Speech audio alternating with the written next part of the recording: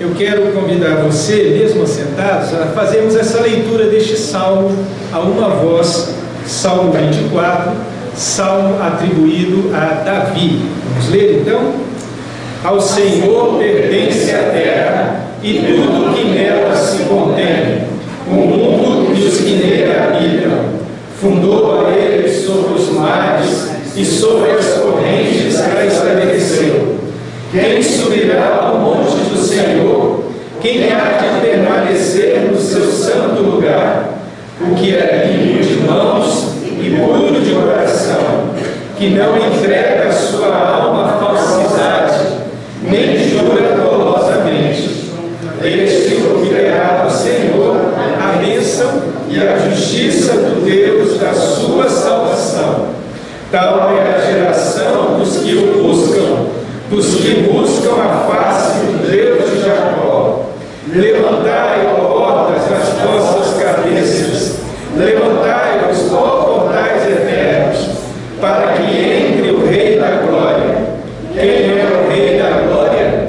O Senhor, forte e poderoso, o Senhor, poderoso nas batalhas.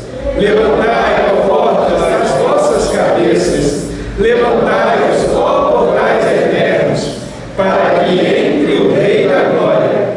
Quem é esse Rei da Glória? O Senhor dos Exércitos. Ele é o Rei da Glória. Feche seus olhos, ore a Deus pedindo para que o recado que Ele tem para nós nessa noite, você possa receber de bom grado, ser edificado, ser fortalecido em sua fé. Feche seus olhos, clame a Deus para que assim Ele fale ao nosso coração nessa noite.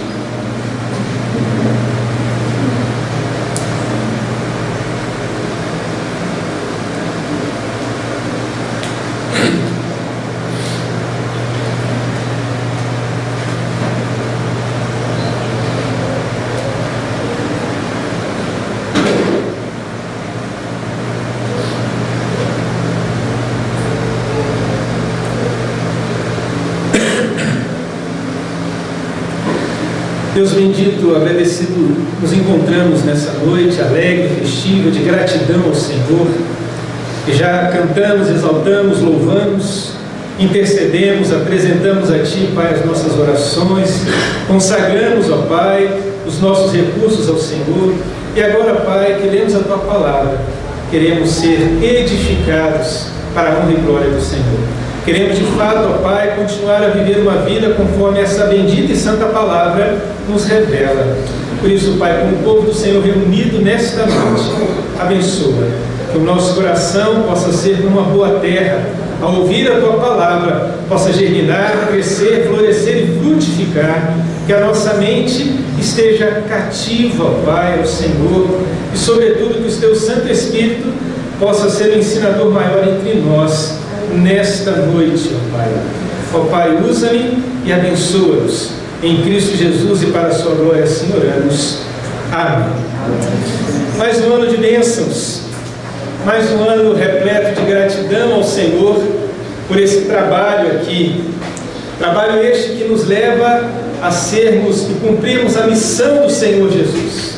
Missão essa que envolve ser sal da terra, sabor da terra. Envolve ser luz do mundo, claridade aonde há escuridão. Envolve ser a carta escrita, lida por aqueles que não conhecem, o bom perfume de Cristo. Enfim, entendermos que somos embaixadores de Deus aqui nesse mundo, vivendo os valores e os princípios que essa palavra nos sustenta e nos norteia. Com certeza, nos dias de hoje, ao longo de muitas gerações, palavras da Bíblia são menosprezadas, são deixadas de lado, mas nós cremos que essas palavras que atravessaram gerações, rejeições, de fato, têm um significado para todos quanto um dia se encontraram com esse Senhor e com esse Salvador. E ao nos encontrarmos, Ele nos faz viver como família, Ele nos faz viver como irmãos. Por isso nos reunimos, semanalmente e ao longo da semana, sabendo que o que nos une é esse amor demonstrado naquela cruz e a sua maravilhosa justiça que percebemos a cada dia. Mas, neste salmo que lemos, nós encontramos algumas realidades que se mostram para mim e para você como desafios de continuarmos a sermos igreja. E antes que você pense que igreja é a estrutura em si, a partir do Novo Testamento nos mostra que igreja somos eu e você. Esse é o sentido de igreja. Porque o próprio Senhor Jesus disse que viria e faria morada em nossa vida, em nosso ser. E por onde quer que formos, somos chamados a ser, como disse, sal da terra, luz do mundo, bom perfume, carta escrita, embaixadores.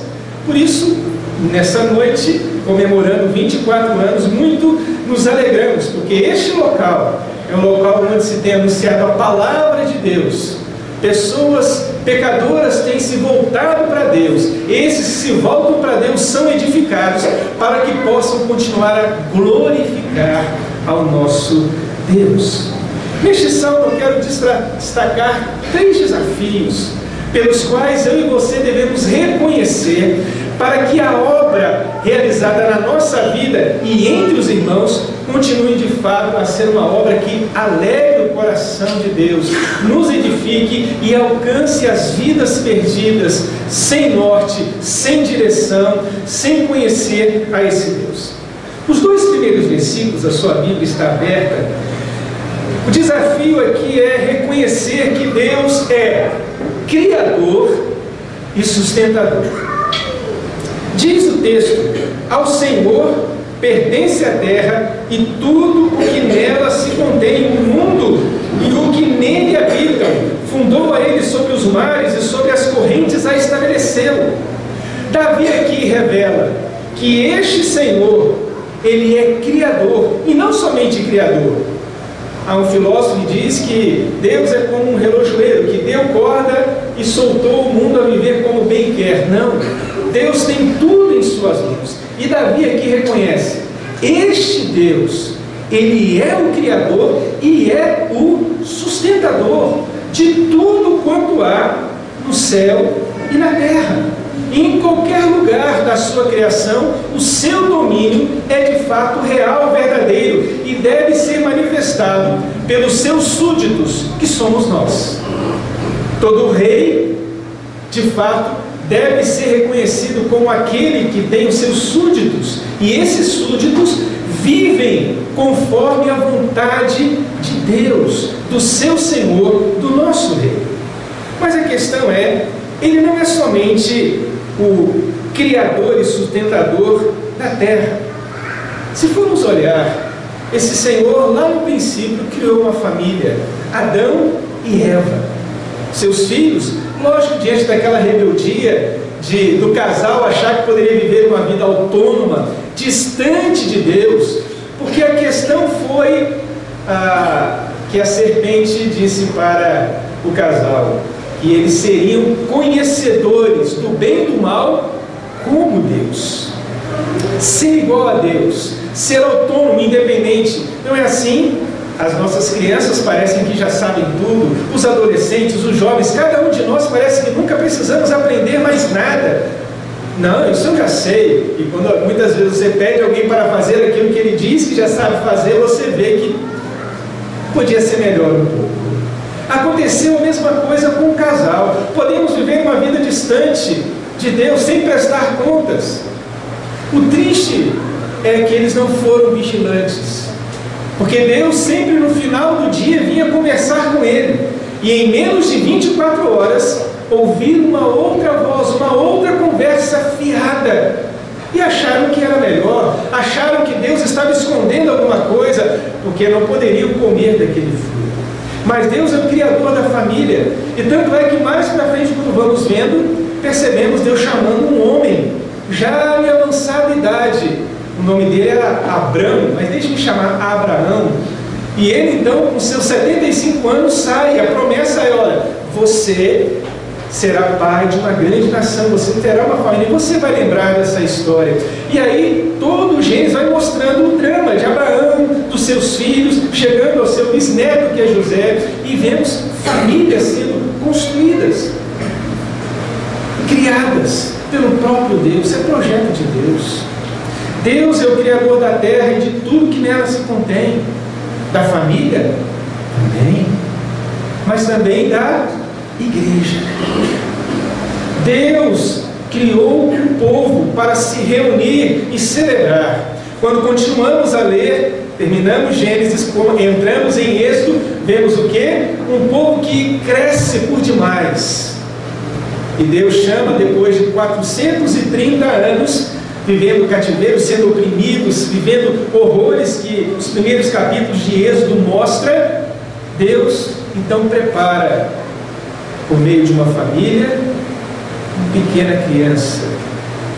O Faraó fica sabendo disso, manda matar as crianças abaixo de 2 anos. A sua mãe cautelosamente prepara um cesto, e aí Moisés é criado pela filha de Faraó, cresce no palácio. Acontecem tantas situações onde Moisés foge por ter matado alguém, vive outros 40 anos no deserto. No deserto tem uma experiência, quando vemos no capítulo 3 de Êxodo, onde ele, cuidando do rebanho do seu sogro Jetro, rolou a língua, né? Jetro, ele então percebe o quê? Percebe uma sarça queimando, mas aquela sarça não se consumia, e Deus, por meio daquela manifestação, o chama para libertar o povo. Deus ali então cria um povo para festejar e celebrar, e atravessa todo o Antigo Testamento, chega no Novo Testamento agora, não somente Israel, mas todo quantos nele creram em Jesus Cristo passam a ser filhos de Deus. E nós somos essas pessoas, somos igreja, somos o povo de Deus, nação santa, povo escolhido para manifestar as boas obras. Deus então é o Senhor desta igreja, Conceição do Castelo, da Central e de qualquer outra. Há líderes, pastores, presbíteros, diáconos e outras lideranças, é verdade, mas quem é o Senhor da igreja e continua a sustentar a igreja por séculos é o nosso Senhor Jesus Cristo. Por isso, quando olhamos para esses 2 primeiros versículos, o desafio é reconhecer que Deus é Senhor, Ele é Criador e sustentador da terra, da nossa família, da nossa igreja e de tantas outras coisas mais que poderíamos continuar a enumerar aqui. Igreja deve reconhecer, apesar dos desafios, apesar das dúvidas, dos receios que possam surgir e aparecer, Deus continua a controlar tudo em suas mãos. Absolutamente nada sai fora do escrito dele, aos nossos olhos, sim. E há um ditado, na verdade a maioria dos ditados são errados, né? Um deles é este, né? Deus escreve certo por linhas tortas. Não, Deus escreve certo por linhas certas. Eu é que não enxergo bem e preciso de óculos para enxergar bem. Há tantos outros, né? Em terra de cego, quem tem um olho é rei. Outra mentira, se todo mundo é cego, deveria ser na terra de cego, quem diz ter um olho é rei, porque os outros são cegos, não sabem se o outro está enxergando. Então nem tudo ditado é verdadeiro. Como se diz, a voz do povo é voz de Deus. Não é verdade, porque diante da escolha na crucificação de Jesus, Pilatos perguntou, e aí, voz do povo, quem vocês escolhem? Barrabás ou Jesus? E o povo, a uma voz, escolheu um malfeitor, Barrabás. Então, nem todo ditado é tão verdadeiro assim. Nem todo ditado é tão verdadeiro. Por isso, eu quero essa primeira condição é que a gente, de fato, como igreja, continue a reconhecer que Deus vai continuar a sustentar essa obra, a nossa família, vai continuar a sustentar a nossa vida, diante de dúvidas, de incertezas, que continuemos a crer nisso. Mas há uma segunda coisa, um segundo desafio que como igreja precisamos reconhecer. Não somente que Deus é criador e sustentador, mas que Deus, Jesus, é o Santo Cordeiro de Deus. Aqui não aparece a figura de Jesus, mas todas elas nos apontam para esse momento. A Bíblia, de fato, sempre aponta para o Messias que viria. Essas pessoas no Antigo Testamento tinham a expectativa e a esperança da promessa consumada. E quando Jesus veio, a promessa se realizou. E o escritor da carta aos Hebreus vai trabalhar isso. Esses do Antigo Testamento viveram pela fé sem ver. Nós agora temos a concretização da promessa, que é a vinda do Messias, que de fato se manifestou e trouxe salvação à nossa vida. E os versículos 3 a 6 vai nos mostrar qual é a postura dessa igreja, que reconhece que Deus é o Criador e sustentador, mas é este, por meio de Jesus, que nos leva a ter uma vida limpa, pura, que alcança o perdão. Ele começa com a pergunta, versículo 3, quem subirá ao monte do Senhor? Quem permanecerá no seu lugar? O que ele está dizendo com isso? O monte aqui, subirá ao monte, permanecerá no santo lugar. Isso mostra comunhão, intimidade. Quem é que vai ter comunhão e intimidade com Deus? Este que criou tudo, que é aquele que cuida e zela da nossa vida a cada manhã. Não é assim que diz Lamentações 3? Você sabe esse versículo de qual? Vamos falar comigo. As misericórdias do Senhor são a causa de não sermos consumidos, renovam-se cada manhã. Cada manhã. E ao final desse dia podemos dizer: o Senhor foi fiel, o Senhor sustentou, o Senhor de fato foi gracioso para com a minha vida. Quem é que vai viver essa vida de intimidade, essa vida de santidade? E ele traz aqui. E o desafio é reconhecer que devemos ter palavras, pensamentos e ações puras. O versículo 4 vai dizer: o que é limpo de mãos, isso é, a minha ação, tudo aquilo que eu faço deve ser puro.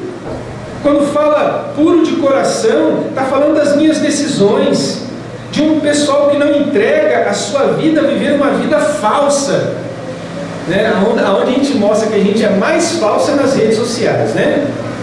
A gente só mostra coisa bacana ali, né? Que bom se sempre fosse assim, a gente sempre tivesse aquela beleza, daquele encanto, né? De uma fração de segundos que mostra uma beleza que foi rápida, passou. E a gente acha que todo mundo que a gente contempla ali nas redes sociais, Instagram, Facebook, etc, vive sempre daquele jeito. A gente acha que eles não têm enfermidade, que eles não têm doença, que não têm remelas, que não têm necessidades, que não têm dissabores. Porque a gente olha aquilo ali, a gente começa a se enganar e a achar que isso é o fim. Por falar em achar isso, na Bíblia, o Salmo 73 fala de um sujeito chamado Asaf. Asaf, no Salmo 73, é interessante que ele começa trazendo um conceito de Deus. Que conceito é esse? Ele começa o Salmo dizendo: o Senhor é bom para com Israel. Mas logo depois ele diz: todavia, eu não estava percebendo que Deus era bom para com Israel. Por quê? Ele começa a olhar para esse pessoal, que tudo está bonitinho, os ímpios, e ele vai dizer: esse pessoal parece que não tem problema, né? Eles não têm situações complicadas, não têm enfermidade, não têm preocupação com nada. Como é que pode? E ele vai abrindo o coração dizendo: Senhor, não dá para entender. Até que no versículo 16 ele diz que quando vai na presença de Deus, entra nos atos dele, ele percebe qual que vai ser o fim desses homens. E ele termina o salmo dizendo: quanto a mim, bom é estar na presença de Deus, bom é estar com Deus. E é isso que precisamos, porque a nossa necessidade, irmãos, não são coisas materiais. Não é uma casa, tudo isso a gente vai atrás, vai levar. Mas sabe qual que é a maior necessidade minha e de todos nós e de gente que está lá fora? É de ter um relacionamento com Deus. Essa é a maior necessidade. Aí você vai dizer: ah, mas Jesus curou, Jesus alimentou. É verdade, mas por que ele curou? Por que ele alimentou? A cura naquela época era para que aquelas pessoas pudessem ter acesso ao templo, porque um leproso, um cego, alguém com alguma deficiência não poderia adentrar o santuário para adorar a Deus. Por isso o Senhor faz o quê?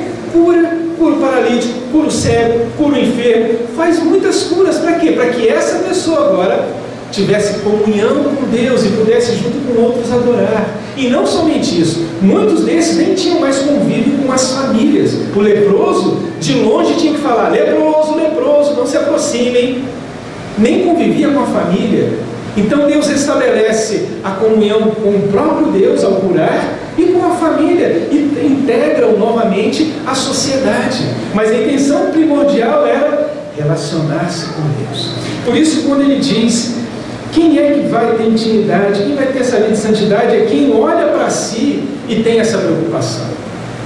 Apenas para não ficar mencionando muitos exemplos, quando você lê o maior capítulo da Bíblia, que é o Salmo 119, que foi escrito por um jovem, eu digo que é por um jovem, quando você lê lá os versículos 98, 99, ele vai dizer que ele é mais prudente do que os idosos, é mais sábio do que os mestres. Então é alguém que é mais novo, e escreveu esse maior capítulo da Bíblia. E logo no início ele faz uma pergunta, mas que ele já sabe a resposta. Qual que é a pergunta? De que maneira uma pessoa, um jovem, pode guardar puro o seu coração? Pensando nesse, limpa suas mãos, puro o seu coração, alguém que não entrega a sua alma à falsidade, nem jura dolosamente. E ele responde. Ele vai dizer, como é que pode? Ele diz: essa pessoa, ela vai se observar, a sua conduta, o seu falar, o seu pensar, o seu agir, mas vai pensar conforme a palavra de Deus, que é o espelho da nossa vida, que vai pensar. Por isso, queridos, devemos reconhecer que essa santidade devemos buscar. Mas há uma coisa que nos mostra que quem assim procede e quem tem esse desejo de viver e andar conforme a palavra de Deus, diz aqui que essa pessoa, conforme o versículo 5, será, obterá do Senhor o quê? Bênção e o quê? E justiça. Quer ser abençoado? Então, vive essa vida conforme o versículo 4. Esse Deus é o Deus da nossa salvação. Quando a gente se dispõe a isso, Deus nos abençoa com livramentos, com salvação, porque há essa intencionalidade nossa para viver íntimos de Deus. E não somente isso, você olha no versículo 6. Esse pessoal, há uma geração que entende que precisa ter mãos limpas, coração puro, não entregar a sua vida à falsidade, nem jurar dolosamente, vai ser abençoado. E aí ele diz: essa geração, tal é a geração dos que buscam, dos que buscam a face do Deus. De quem? De Jacó. E aqui, não sei se você já perguntou, né? Então, por que ele fala Jacó? Você conhece a história de Jacó? Podia falar de Abraão, que é conhecido como pai da fé. Poderia falar de outro personagem que eu acho que Moisés, o Deus de Moisés. Mas por que ele fala de Jacó? Você lembra de quem foi Jacó? Um irmão. E aí, ele era, né, o primogênito era Esaú, ele queria ser abençoado. E aí tem toda aquela questão, né, ele já segurando o calcanhar, enfim. Mas acontece que um dia Esaú chegou em casa muito triste porque não conseguiu caçar nada, estava morrendo de fome, e estava lá Jacó fazendo sua sopa vermelha lá, seu caldo vermelho, não sei o que é. Chegou esfomeado. Aí falou: me dá um pouquinho desse negócio para comer. Aí Jacó, sempre procurando alguma coisa para receber, né, para ser o primogênito, falou o quê? Me vende seu direito de primogenitura. E aí ele falou: eu estou morrendo de fome, mesmo que exagerado, né? A gente é exagerado demais. Estou morrendo de fome. Você acha que um caçador está morrendo com fome? A gente fica com fome, ninguém morre de fome no Brasil, teoricamente, né, gente? Eu sei que tem gente que fica mais de um dia, né? Mas se você ficar um dia sem comer, a barriga vai doer, mas você não morre. Ninguém morre igual na África, assim, de gente ficar desnutrida, né? Leva um bom tempo, né? Você pode ficar até 3 dias sem beber água, alimenta até um pouco mais, dependendo da situação. Aí o que acontece? Ele vende. Mas só que o texto bíblico não fala que ele vendeu, Esaú vendeu. O texto bíblico fala, desse jeito, Esaú menosprezou, desprezou o fato de ser primogênito. Primogênito tinha alguns benefícios. Era aquele que recebia, né, metade do que o pai tinha era para ele, a outra metade era dividida por tantos filhos não tivessem. Tinha algumas coisas assim, tinha uma bênção especial. E aí você tem isso. E aí acontece o quê? Aí tem aquela tramóia, o pai está ficando cego, está para morrer, a mãe que gostava mais de Jacó. Mas é o sujeito que quer se relacionar com Deus, é o sujeito que sai fugido, e aí tem um sonho, a visão, e começa a lutar com um anjo, e fica até amanhecer, o anjo fere a sua coxa, e tem toda essa história. Mas por que ele fala o Deus de Jacó? Porque Jacó, ele quer ter comunhão com Deus, quer ter intimidade com Deus, ele faz tudo, até coisa errada, toma os pés pelas mãos. Então o que ele diz? Olha, tem que ter uma geração que tem a mesma vontade, o mesmo compromisso, a mesma disposição, não de fazer as coisas erradas, mas de buscar fazer as coisas certas, para receber do Senhor bênção, para continuar sendo limpo de mão e puro de coração. Interessante que Jacó, não viveu o que diz o versículo 4 em muitas das situações. Ele não tinha coração puro, as decisões dele eram erradas e atropeladas, mas graças a Deus, como lemos aqui nessa noite, 1 João, lá falando do seu pecado, diz lá, versículo 9, você sabe de qual? Vamos recitar esse versículo 9? Se confessarmos os nossos pecados, Ele é fiel e justo para nos perdoar os pecados e nos purificar de toda injustiça. Ele é fiel e justo. Justo. Interessante. Essa palavra justiça não deveria estar aí, né? Ele é fiel e misericordioso para perdoar. Mas ele usa justiça. Incrível as palavras assim. Quando você vai perdoar alguém, você mostra generosidade, mostra misericórdia, mas ele não usa justiça, porque Deus é justo. E em Cristo Jesus, morrendo naquela cruz, vertendo o seu sangue, pagou o meu preço e fez uma troca incrível.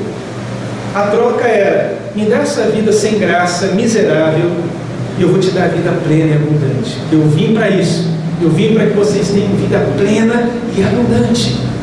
Por isso, irmãos, devemos reconhecer e buscar viver essa vida santa como igreja.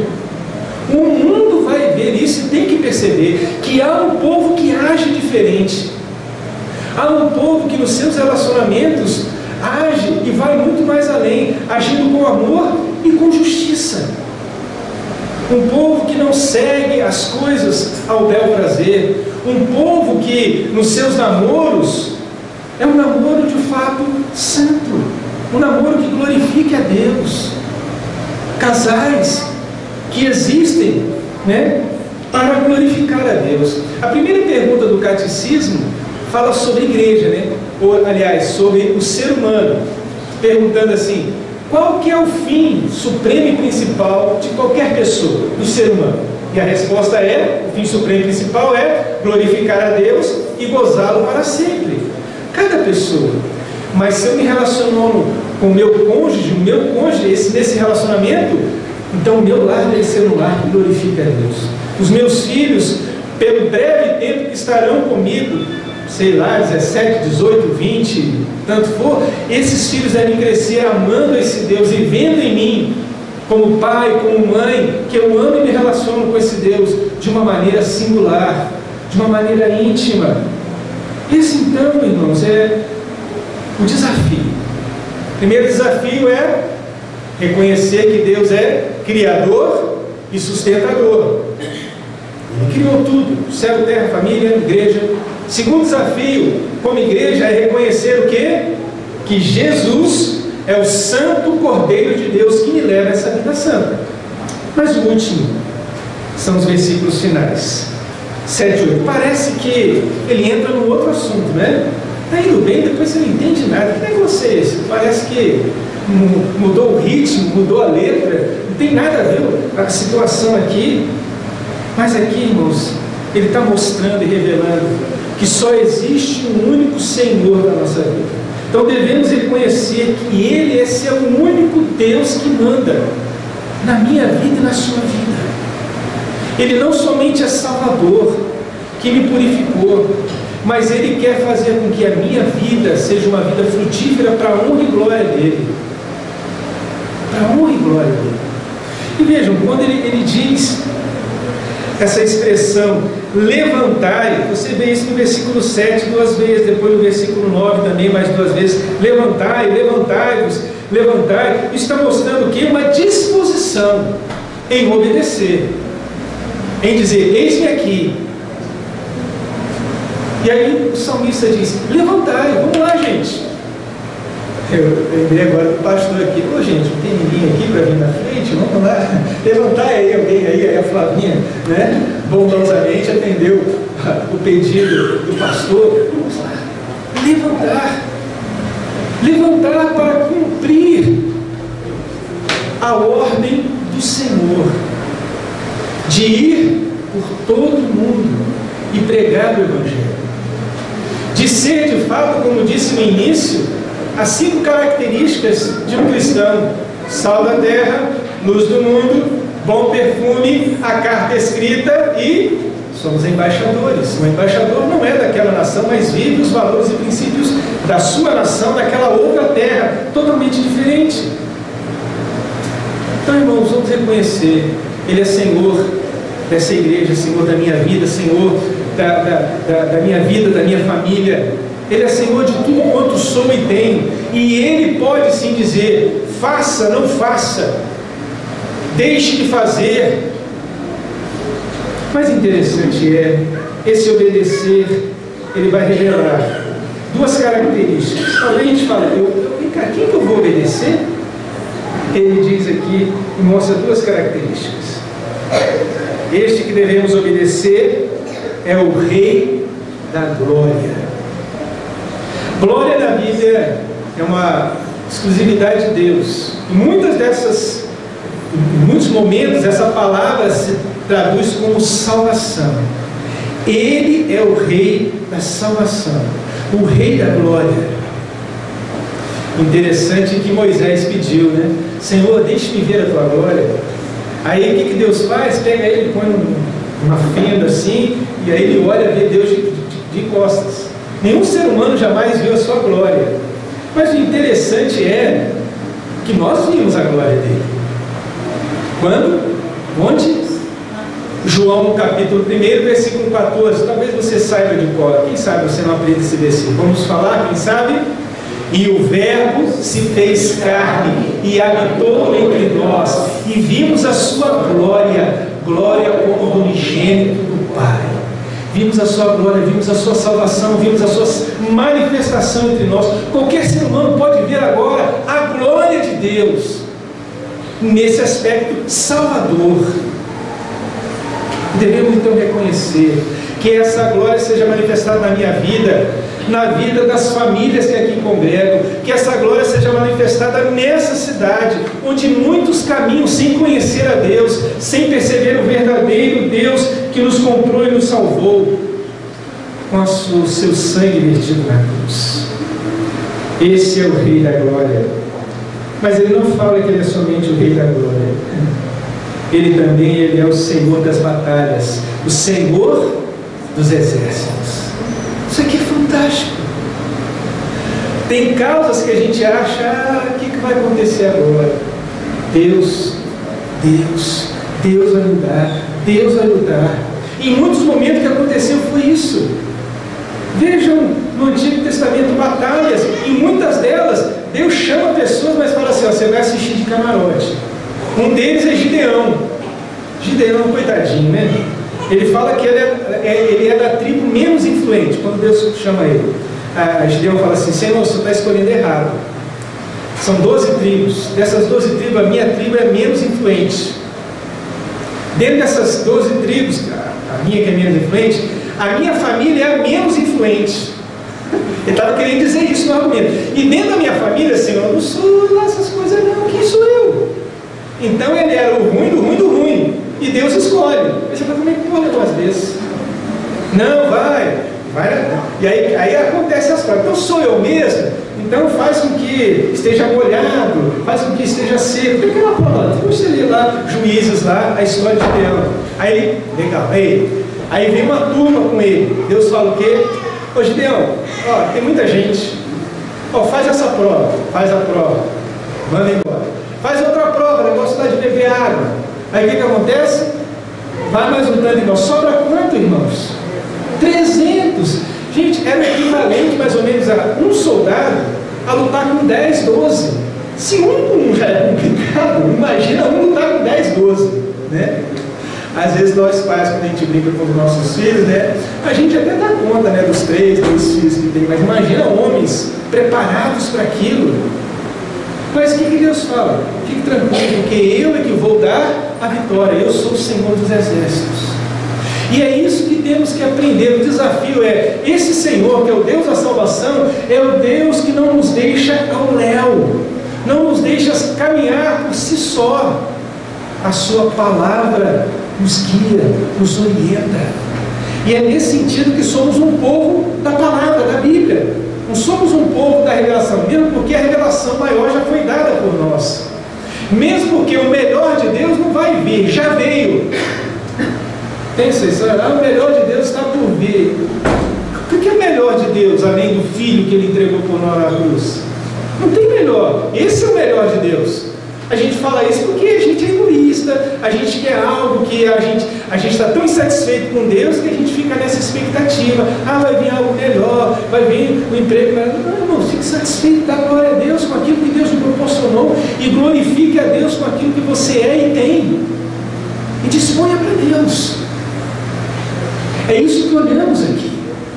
É isso que vemos pessoas aqui. Você percebe que em muitos momentos o próprio Deus agiu assim com Isaías, vivia no meio de um povo de impuros lábios, chega à conclusão que ele é um pessoal igual, que fala coisa, que vive igualzinho aquele pessoal, e Deus vem, tira uma brasa, toca. Pedro, diante do pedido, né, de Jesus para que se afastasse do barco, que tinha acabado de pescar, e aí empresta o barco para Jesus pregar, Jesus prega, e ele fica, depois da pregação, Jesus fala assim, Pedro, vamos pescar? Interessante, Pedro assim, relutou um pouquinho, né, porque argumentou assim, Senhor, nós passamos a noite, o melhor horário era o horário que a gente pescou, né? Não é agora, mas sobre a tua palavra nós vamos pescar. Quer dizer, eu acho que Jesus cativou, falou palavras tão desafiadoras ali, poxa, vamos, né? Talvez esse sentimento em Pedro, vamos satisfazer o mestre aqui, né? E aí o que acontece? Uma grande pesca, aquele barquinho quase naufragou, teve que chamar um outro barquinho para ajudar. E aí quando Pedro ele entende que esse de fato é o Senhor que luta as nossas dores, as nossas guerras, as nossas batalhas. E aí o que Pedro fala? Senhor, retira de mim, porque eu sou pecador mesmo. Então as palavras que foram benditas, e agora na prática o Senhor de fato lutando as minhas guerras aqui, nas dívidas, nas coisas que eu tenho que pagar no dia a dia, o Senhor agiu, o Senhor interviu. Esse é o Deus que cuida de nós, irmãos, que zela. E como igreja devemos viver dessa maneira. A palavra de Deus diz, o justo vive pela fé. Qual que é a definição de fé, conforme Hebreus 11? Começa dizendo que fé é uma certeza de coisas que eu não vejo, uma convicção de algo que vai acontecer que não tem nenhuma, como foi com Noé construindo um barco sem nenhuma nuvem. Construiu um grande barco e o pessoal zombando, demorando aquele tempo todo. Somos gente assim. Por quê? Porque se Deus falou, Ele vai cumprir. Se Ele disse que estaria conosco todos os dias, cremos. O fato de passarmos dores, situações complicadas, não quer dizer que Deus nos abandonou. Não. Apenas Ele quer ver a nossa fé robusta, crescendo em momentos um pouco mais complicados, difíceis. Vocês lembram de Jó? É um exemplo clássico. Precisava de Jó passar por aquilo. Quando você lê o primeiro capítulo, por 3 momentos fala: Jó era um homem justo, íntegro, reto, temente a Deus, que se desviava do mal. Mas veio aquelas situações. Tem uma reunião celestial, o diabo está lá, Satanás. Oh, de onde você veio? Vem de rodear a terra. Deus fala assim: então você conhece meu servo Jó. Mas também, olha como é que o cara vive tranquilo. Olha só quanta coisa ele tem. Duvido se tirar essas coisas materiais, se ele vai continuar. Não, pode tirar. E vai tirando tudo. Até os filhos. E vem uma notícia atrás da outra. E diz o texto: com tudo isso, Jó não blasfemou contra Deus. Ok, teve um outro encontro nas regiões celestes lá. O que acontece? Está lá Satanás de novo. E aí Deus fala: de onde você veio? Vem de rodear. Você conhece meu servo Jó, né? Eu fico imaginando Deus falando de boca cheia, né? Feliz. Aí Satanás fala: mas entender bem, o pessoal corre atrás, né? Não perdeu a vida, quero ver, dá uma doença, quero ver diante de uma enfermidade. Se fosse hoje, dá um câncer, dá uma doença assim, duvido. Ele vai questionar se o Senhor de fato é tão bom assim. Duvido que ele vai continuar a temer. E aí, irmãos, você vai ler o texto, você fala que pareciam uns tumores, as coisas horríveis. Jó tinha que raspar com um caco. Os amigos vieram, 10 dias calados, foi o melhor momento dos amigos, né? Porque quando começa a falar, aí ficou complicado, né? Mas 10 dias quietos, nem reconheceram Jó direito. A mulher, já não aguentando o sofrimento, diz: Jó, dá um fim nisso, amaldiçoa Deus e morre. Alguém dizendo assim: eu não aguento ver você assim não. Se você parar de sofrer, eu vou ficar melhor. E Jó: não, mulher, você está doida? De Deus pode vir coisa boa e coisa ruim. E diz: com tudo isso, Jó não pecou. E aí tem todo um drama, os amigos, depois vem o mais novo, ensina. Depois Deus se revela, perguntando para Jó: Jó, me fala aí, quando foi que, onde você estava quando eu fiz isso, aquilo outro? E no final, lá no capítulo 42, Jó tem a certeza da soberania de Deus. E ele diz, Jó 42, 2: bem sei que tudo podes, nenhum dos seus planos pode ser frustrado. No versículo 5 ele diz: eu te conhecia de ouvir, mas agora os meus olhos te veem.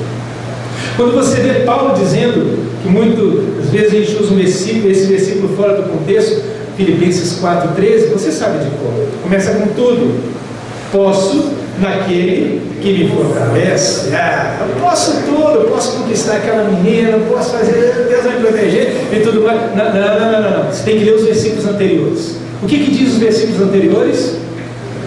Olha, eu aprendi a viver contente em toda e qualquer situação. Ele vai descrever a situação. A situação de receber aplauso, de ser honrado, de ser humilhado. Eu sei também viver quando eu abro a geladeira está boa, e quando não tem nada para comer. Só tem um arroz com zoiudo. Zoiudo é bom, né? Eu aprendi. Interessante que ele usa a expressão: em todos esses momentos eu tenho experiência. Então não aconteceu uma vez só, aconteceu várias vezes. Não é assim? Quando você quer contratar um profissional, você muitas vezes vai exigir experiência. Quanto tempo você tem? E Paulo diz: eu tenho experiência. Não foi só uma vez, duas, foram várias vezes que eu fui honrado e humilhado, que eu passei fome e estava bem. É assim na nossa vida, irmãos. Da onde que a gente tirou que crente só vive? Crente somos chamados a viver. E é nessa dinâmica que Deus se mostra gracioso. É nessa dinâmica que a gente percebe mais um aspecto de Deus que a gente não conhecia. Esse é o Deus da glória. Esse é o Senhor dos exércitos. Minha oração é que os irmãos se sintam cada vez mais desafiados, sempre a reconhecer a soberania de Deus como Criador e sustentador, a reconhecer que de fato Ele é o único que pode nos limpar e levar-nos a uma vida santa diante dEle, e de fato reconhecer que Ele é Senhor da nossa vida, Senhor da salvação, o Senhor que luta as nossas lutas.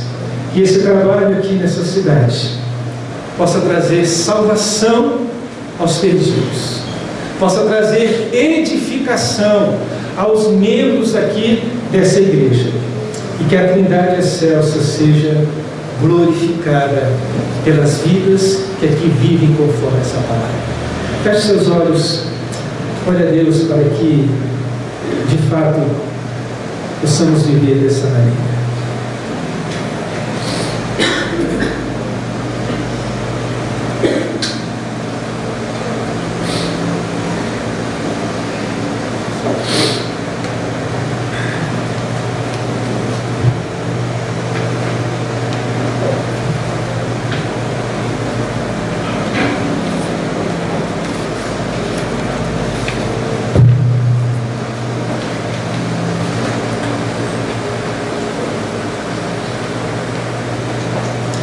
Senhor Deus, nós agradecemos esse momento onde livremente abrimos a Tua palavra, tão preciosa para nós, e podemos meditar nela e sermos desafiados e confrontados a viver conforme ela nos revela. Ó Deus bendito, clamo por esse trabalho, para que a Tua boa mão continue a sustentar e vidas sejam transformadas e edificadas aqui, e o Teu nome continue a ser glorificado e exaltado.